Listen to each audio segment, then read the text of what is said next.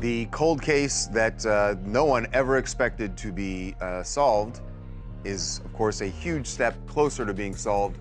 I think he still trying to muddy the water. Is the Art of Dialogue asked Suge Knight, did he see the shooter? I think Suge Knight knows who the shooter was. Suge Knight just set the internet on fire with his shocking confession. After staying quiet for nearly 30 years, he finally named the people who took Tupac's life, and the revelation turned the whole rap world upside down. Everyone expected gang names, rival cliques, or street enemies, but Suge said the truth cuts way deeper. According to him, Tupac's killers were people from his own circle, folks he trusted to protect him. They were paid off to make sure he'd never leave Las Vegas that night, and the betrayal is beyond belief. Suge shared all this during a wild podcast interview when he was asked directly about that tragic night on September 7, 1996. And this time, he didn't dodge the questions or give half answers. He came clean, spilling details that could destroy every theory we've heard for decades. Now, even detectives who thought they had the case figured out are scrambling to double-check what he said. Because if Suge's version is true, the real story behind Tupac's death is darker and more twisted than anyone ever imagined. He said he saw the shooter, and the shooter works for Death Row. Suge Knight finally said what so many had been scared to say out loud. He stated, "When it came to us getting shot in Vegas, that was crooked cops working with some rat gang members who were mad because Tupac fired them, and they fired back." The crowd froze after that. It was like the whole room stopped breathing. For years, the story had been that random Crips went after Pac as payback for the MGM Grand fight, but Suge just flipped that entire theory upside down. He revealed it wasn't outsiders at all. It was people from within Death Row's own circle, members of their security team who had full access to Tupac's schedule, movements, and private plans that night. Then Suge dropped a name that stunned everyone: Reggie Wright Jr., the same man who ran Death Row security and had spent years presenting himself as someone seeking justice for Tupac. Suge accused him of being one of the people behind the setup, saying he'd been making money off Tupac's story ever since. According to Suge, Tupac had actually fired Reggie and even Death Row's lawyer David Kenner just days before heading to Vegas. Pac realized they were working against him, not protecting him.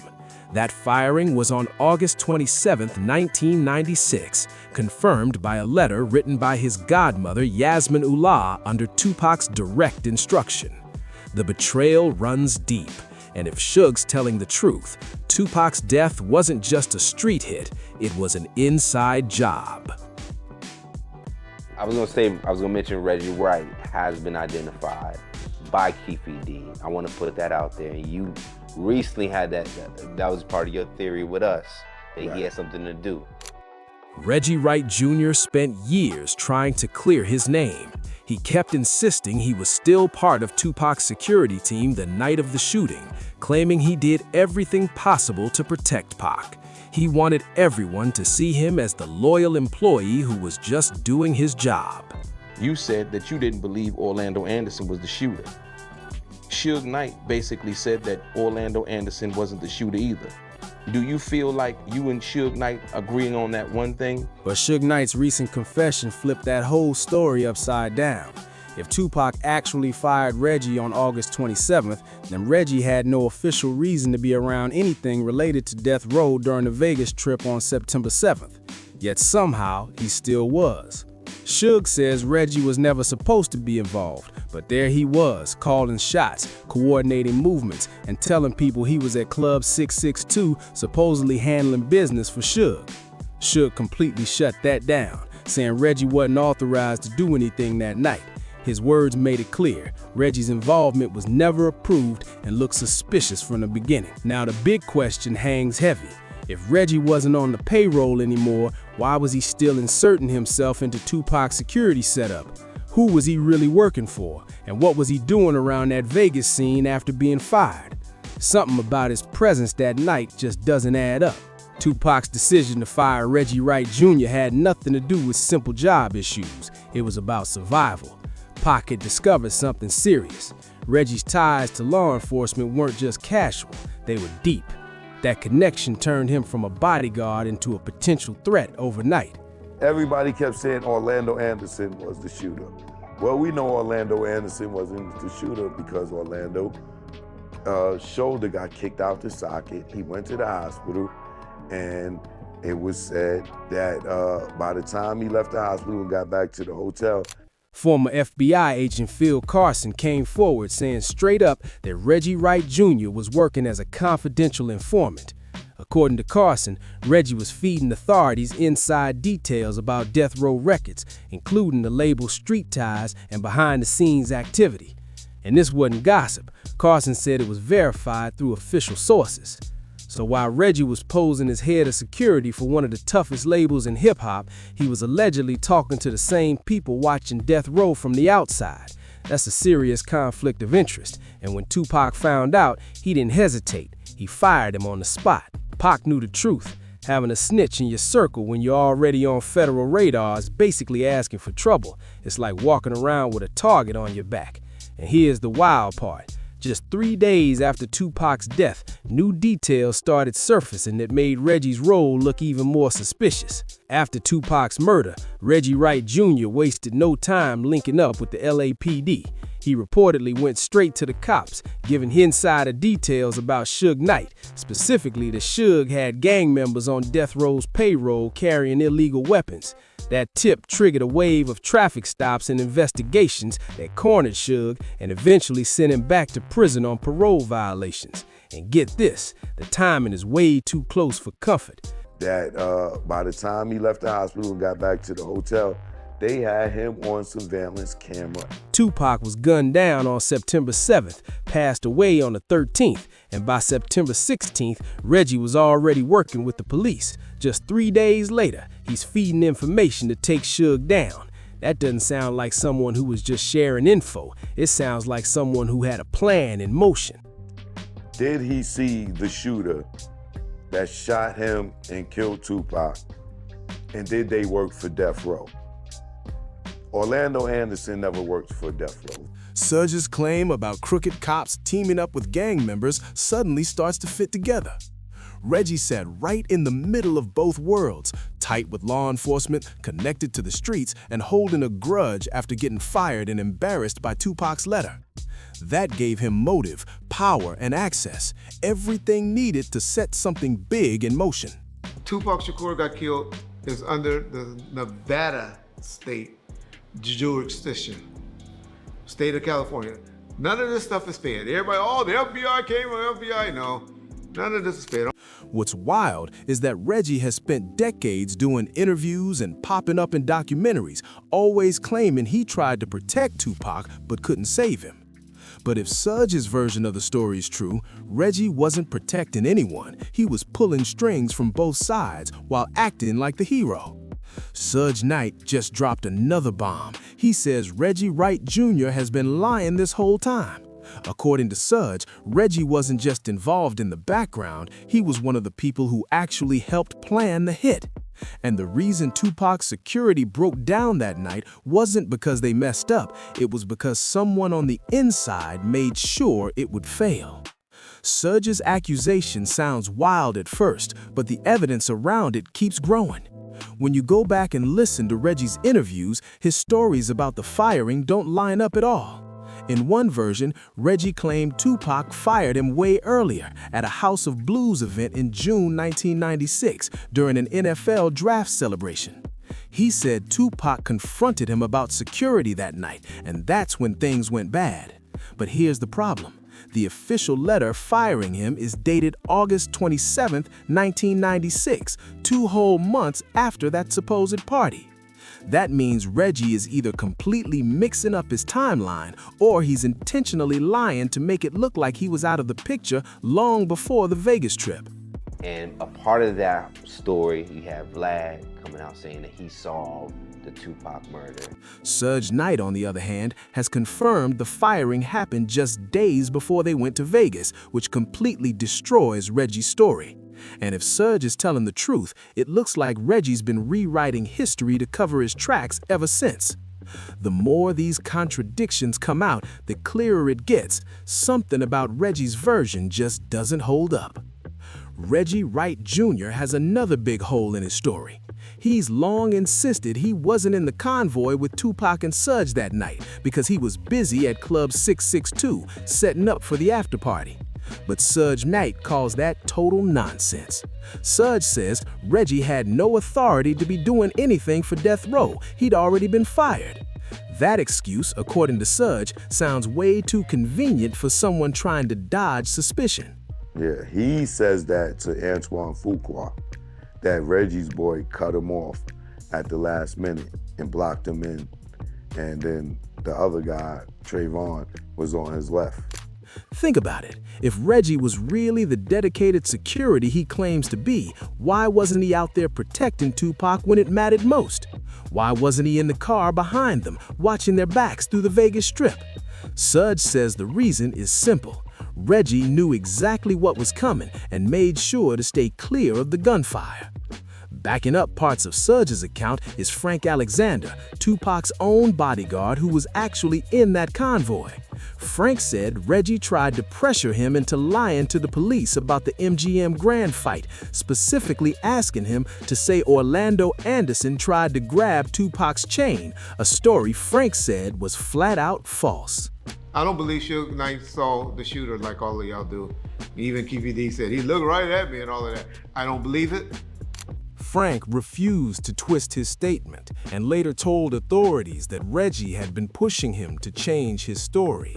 And it doesn't stop there. Frank even recorded calls where Reggie urged him to ignore court subpoenas, telling him not to testify because everything would be fine.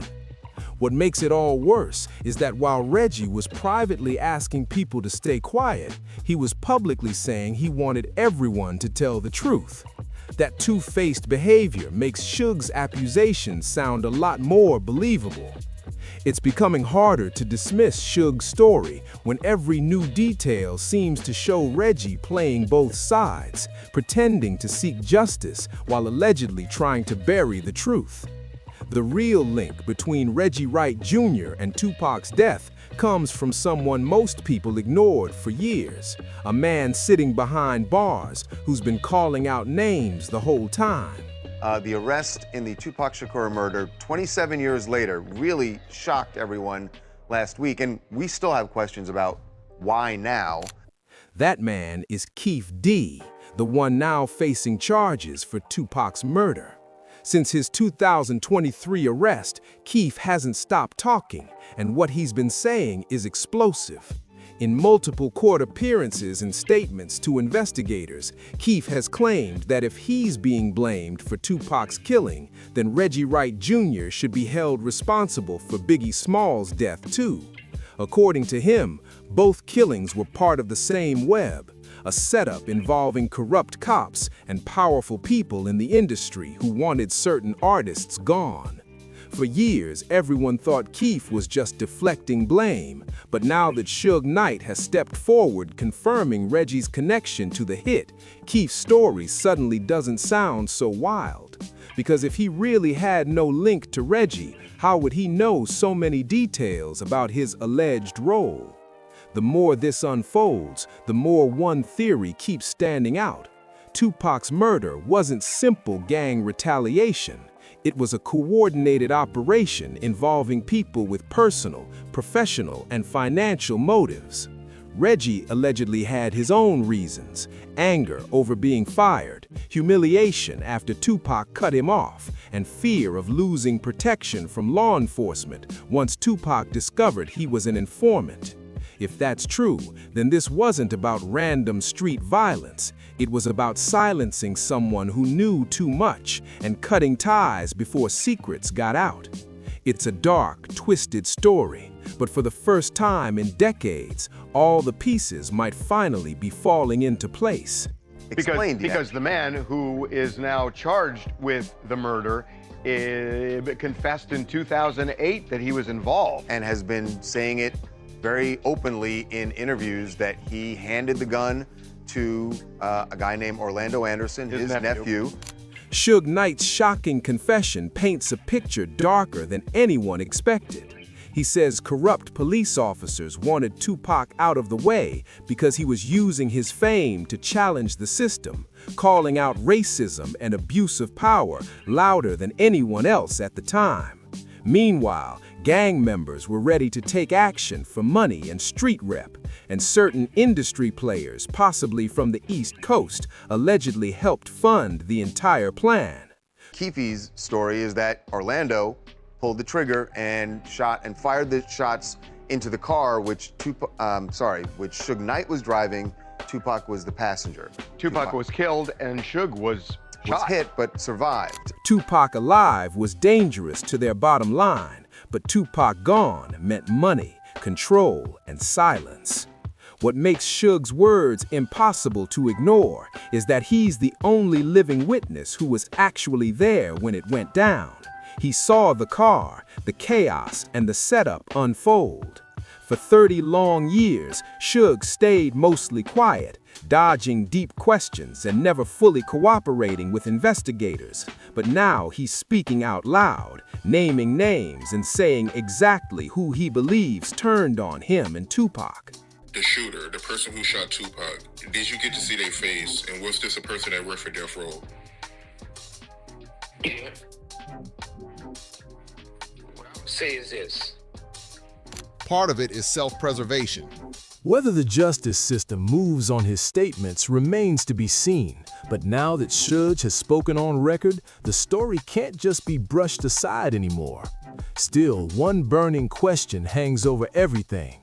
Why did he wait this long? Why choose now, after 30 years of silence, to expose Reggie Wright Jr. and others he says were involved? Maybe something finally snapped. Maybe Suge's tired of carrying that weight. Either way, what he's revealing now could finally blow the lid off one of the biggest mysteries in music history. Suge Knight's silence for all these years wasn't just guilt, it was survival. He spent a good chunk of his life behind bars, and when you're in that position, accusing a law enforcement informant of murder can make your life way more dangerous. Suge knew that talking too soon could have put a massive target on his back, especially when powerful people were still out there watching. But now the Keefe D trial has brought Tupac's murder back into the national spotlight, and Suge seems to have realized that keeping quiet isn't protecting anyone anymore. The truth was bound to come out eventually, with or without him. So this time, he's taken charge of his own story. He wants the world to know he's always known who was responsible for Tupac's death. He just couldn't speak until the moment was right. There's also another reason Suge feels free to talk now. The landscape has changed. Most of the people tied to the case are either dead, locked up, or out of power. The risk of retaliation is way smaller than it was back in the day. Reggie Wright Jr. is out of the game, his reputation wrecked by years of corruption and snitch allegations. The dirty cops Suge pointed to, they're mostly retired or under their own investigations. And the gang members who allegedly pulled the trigger, most didn't live long enough to see the fallout. Many died in street violence or ended up behind bars for other crimes. With the danger gone and the story resurfacing nationwide, Suge's done holding back. This time, he's speaking his truth loud and clear. Well, surprise number one, because I didn't think Keefe did never get arrested. Nor do I want to see him get arrested. After decades of silence, Suge Knight finally feels the coast is clear. The landscape around Tupac's murder has changed so much that he can speak freely without worrying about someone coming after him. But his confession doesn't just serve the truth, it also protects his own image. For years, Suge has carried the weight of people accusing him of being behind Tupac's death, calling him reckless, blaming his gang connections, and saying his poor security choices led to the tragedy. Now, with his new claims, Suge is rewriting the narrative. By calling out Reggie Wright Jr. as the one who supposedly set up the hit, Suge positions himself as the one who got betrayed, not the one who caused the chaos. He's painting a picture of loyalty and pain, of a man ambushed by his own team, shot while trying to save Tupac's life. Whether it's pure truth or Suge's version of revisionist history, that's the story he wants the world to believe. But regardless of what people think, there's no denying that Suge Knight just flipped the script on the whole Tupac case. This is no longer a simple story of gang beef or street revenge, not when the man sitting next to Tupac during the shooting is saying it was planned from the inside by Death Row's head of security in league with crooked cops. The Keefe D trial was supposed to bring closure, finally convicting the men who pulled the trigger. But if Suge's claims hold water, the shooters were just the surface of something much bigger. The real conspirators may still be out there, untouched by justice. And that's the haunting part. 30 years later, we are still left asking, will anyone in power actually dig deeper? Or will this be another chapter added to a never-ending mystery? One thing's certain, this story isn't finished. Suge's words have reignited the fire, and if he's truly telling everything he knows, the next chapter in Tupac's story might blow the lid off the entire industry. The Suge Knight I know, if he knew a way that he can get on a stand or testify and identify KPD and the world don't find out about it, he would do it. But he can't.